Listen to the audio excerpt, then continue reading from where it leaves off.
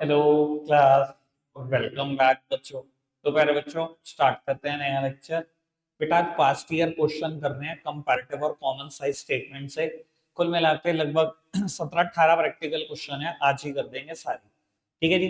2 से 3 क्वेश्चन मैं कर रहा हूँ क्योंकि कहीं ना कहीं क्वेश्चन में कुछ ना कुछ ऐसा इन्होंने किया हुआ है कि मुझे करना पड़ेगा एक बार बताने के लिए। बाकी सब आप कर सकते हैं। सबसे पहले क्वेश्चन नंबर 13 कर रहे हैं बेटा। सीबीएसई सैंपल क्वेश्चन पेपर का क्वेश्चन है, पर क्वेश्चन काफी आसान आ गया ये। ठीक है जी, बस फिलिंग द ब्लैंक्स की फॉर्म में, इसलिए मैं कर रहा हूं। इधर देखना जी। सबसे पहले बेटा, ये कंपैरेटिव स्टेटमेंट बताता है आपको 2016-17 प्रीवियस ईयर पहले लिखा हुआ है, करंट ईयर बाद में लिखा हुआ है, जैसे कि हम कंपैरेटिव स्टेटमेंट में करते हैं। एब्सोल्यूट चेंजेस भी दिखाए गए हैं और परसेंटेज चेंजेस भी। इसने दिखाया कि पुरानी फिगर 10 लाख है और चेंज हुआ है 2 लाख का, और वो भी पॉजिटिव, यानी कि फिगर 12 लाख होगी। ठीक है, और वो 20% का चेंज है। अब इसने बताया करंट ईयर की फिगर, ठीक है जी, और चेंज बताया पॉजिटिव 20% है। ठीक है जी। ना ये चेंज मुझे एब्सोल्यूट फिगर में पता, ना ही प्रीवियस फिगर पता। देखो मैं तो अपने अंदाजे पे भी कर दूंगा इस चीज को, पर अंदाजे पे मत सीखना, ठीक है ना। आप इसको सॉल्व कैसे करते हैं मुझे ये बताओ, क्या करते हैं?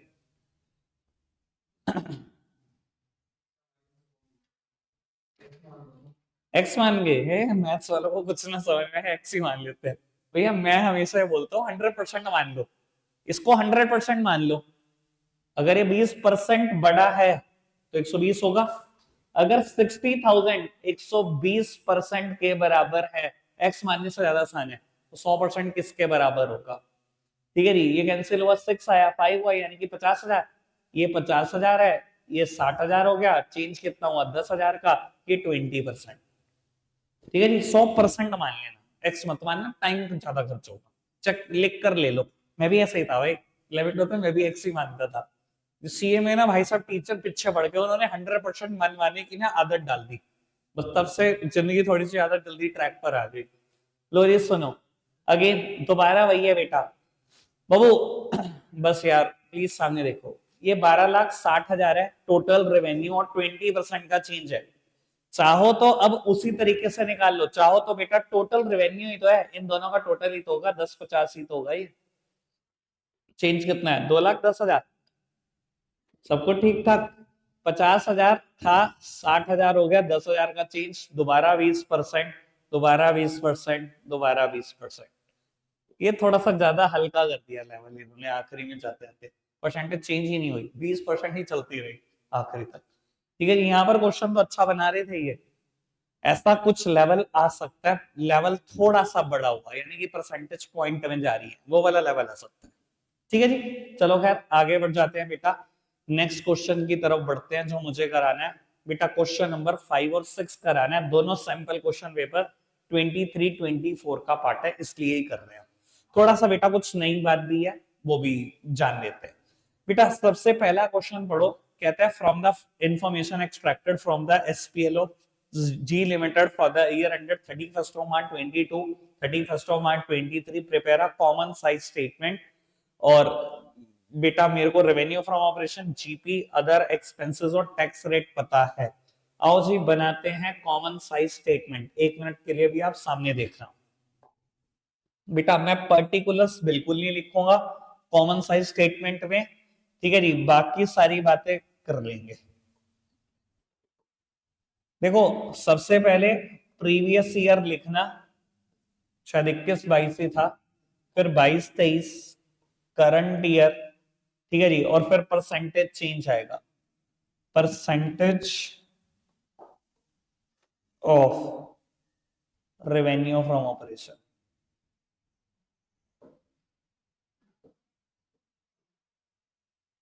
बस ये 21-22 के लिए होगा, और ये सारी बात 22-23 के लिए होगी।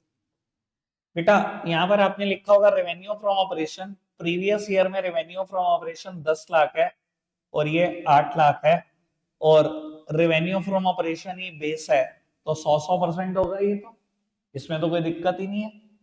ठीक है ना जी। बेटा 10 लाख और 8 लाख है, अब ये जीपी दे देता है 70% और 60%, इसका क्या करोगे? ये कैसे करोगे सॉल्व? मैं तुम्हें देखना चाह रहा हूँ तुम अगर सीधा पेपर में आ जाता तो क्या कर लेते। जीपी निकलता है वर्टिकल फॉर्मेट से, ये तो हमने निकाला है 11th क्लास में टी फॉर्म से। अब सुन लो बेटा, मैं एक बात बोल देता हूँ, मेरी तरफ देख लेना बेटा। वैसे अगर हम टी फॉर्म अकाउंट्स बनाते थे, ट्रेडिंग अकाउंट, तो बेटा सेल्स में से अगर जीपी माइनस करते थे तो बेटा क्या आता था, कॉक्स आता था। याद है ना, हम कॉक्स बोलते थे, कॉस्ट ऑफ गुड्स सोल्ड बोलते थे इस चीज को। अब इसने जीपी की परसेंटेज दी हुई है आपको, तो आप पता क्या करो, इसने रेवेन्यू फ्रॉम ऑपरेशन दिया और तो कुछ नहीं दिया। आपने यहाँ पर ना इसको फर्स्ट से डिनोट करो, सेकंड में ना हम टोटल एक्सपेंसेस लिखेंगे। टोटल एक्सपेंसेस में ना पहली चीज लिख दो cost of revenue from operation. COGS का दूसरा नाम cost of revenue from operation ही होता है। ठीक है जी, ऑल्दो मैं बता देता हूँ इस cost of revenue from operation में क्या क्या खत्म हो जाता है। सीपीसी तीनों खत्म हो जाते हैं, सीपीसी तीनों खत्म हो जाते हैं। ये यहीं से बन सकता है cost of revenue from operation, और कहीं से नहीं बन सकता।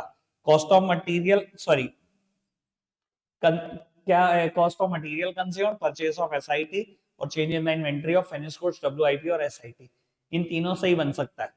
ठीक है जी, यानी कि अगर cost of revenue from operation दिखा दिया तो मतलब ये तीनों चीजें दिखा दी।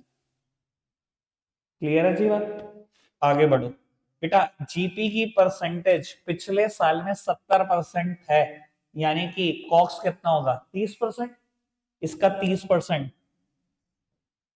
3 लाख। ठीक है जी, यहाँ जीपी की परसेंटेज 60% है, यानी कि 40% कॉस्ट होगी। 40% मतलब 3 20। अब परसेंटेज निकालनी में तो बैठ जाना, परसेंटेज तो मुझे बल्कि गिवन थी, मैंने तो उससे अमाउंट निकाल लिया, फिर परसेंटेज निकालने पड़ दो दोबारा। ठीक है जी, आगे बढ़ो, और क्या दे रखा है बेटा। क्वेश्चन में अदर एक्सपेंसेस भी हैं, 260 और 220। अच्छा जी, लो अदर एक्सपेंसेस प्रीवियस ईयर में 260, करंट ईयर में 220। इधर देखना, 260 अपॉन 10 लाख 26% है। ठीक है जी, 220 अपॉन 80 मल्टीप्लाइड बाय 100। मैं वैसे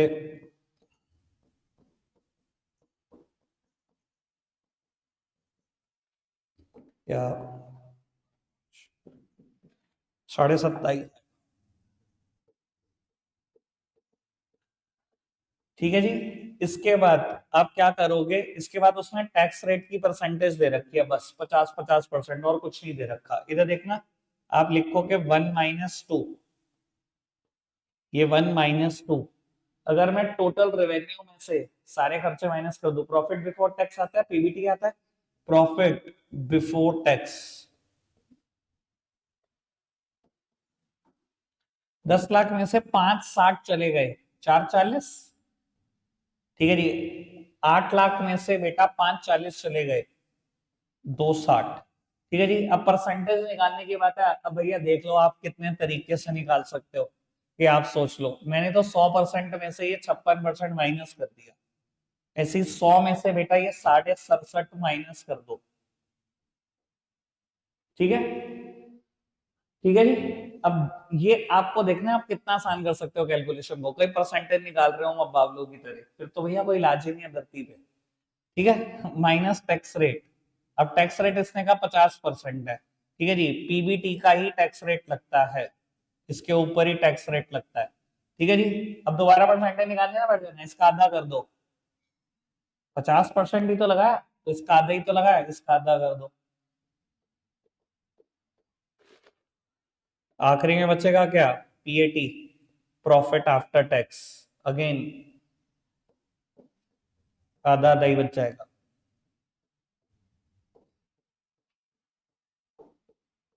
अब आपने देखना भैया, आपने कैसे आसान करना है, मैंने कैसे आसान किया मैंने तो बता।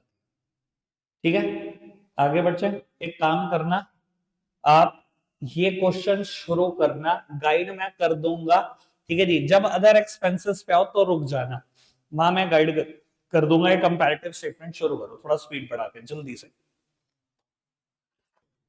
बेटा मैं ना डिस्कस कर रहा हूँ कि इस क्वेश्चन को मैं करवा क्यों रहा हूँ। 1 मिनट मुझे दो, पहले आप सब सामने देखो। इसने ना ये लिखा अदर एक्सपेंसेस कितने हैं percentage of cost of revenue from operation, मतलब cost of revenue from operation का प्रीवियस ईयर में 10%, करंट ईयर में 15%, यही होना चाहिए था। और मैं आपको बता देता हूं मैंने तो परसेंटेज निकालनी शुरू कर दी।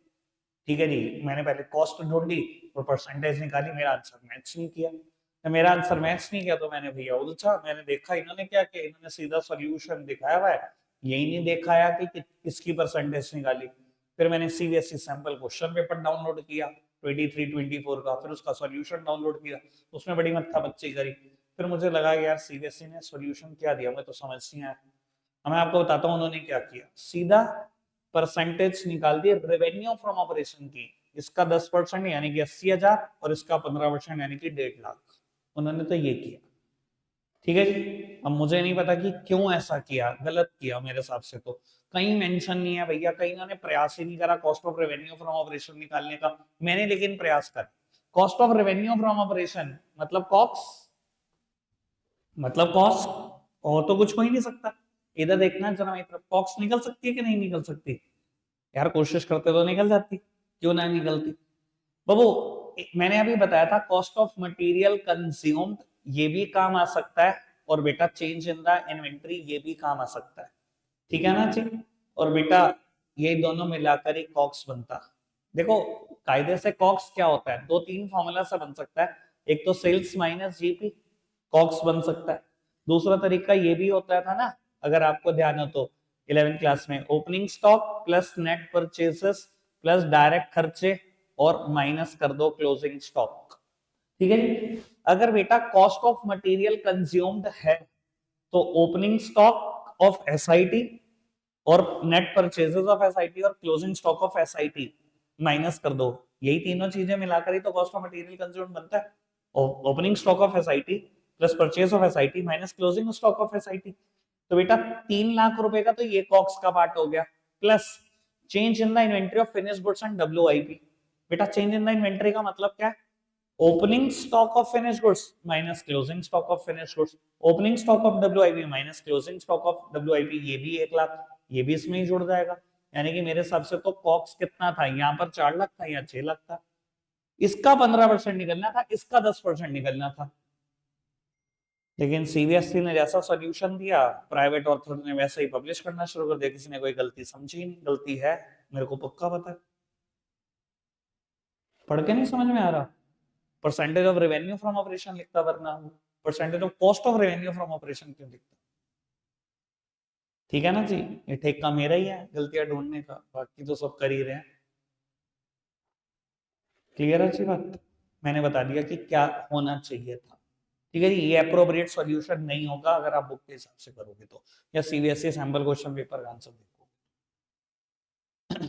डन, ठीक है जी। अब वो बाकी आप आगे के क्वेश्चन कर लो, पहले इसको कंप्लीट कर लो फिर आगे के क्वेश्चन कर लो अभी फिलहाल। ठीक है करना, लगता है आजकल इतना ही है मेरे बच्चों, बाय।